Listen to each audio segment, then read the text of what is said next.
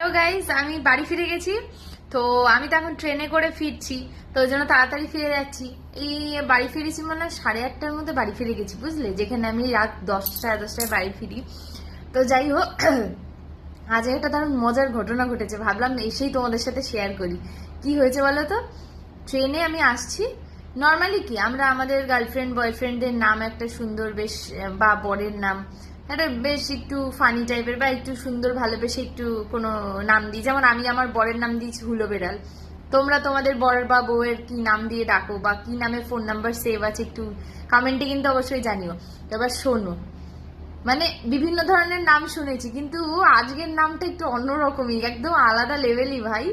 একটা মেয়েকে, মানে আমি দেখো কারোর ফোনে উকিঝুঁকি মারি না, এবার সোদপুরে নামবো, আমার সামনে একটা মেয়ে দাঁড়িয়ে রয়েছে, এবার টুক করে নাম্বারটা বার করলো সে। এবার জাস্ট পুরো আমার চোখের সামনে পড়ে গেছে, জাস্ট আমি তাকাতে গিয়ে চোখটা পড়ে গিয়ে আমার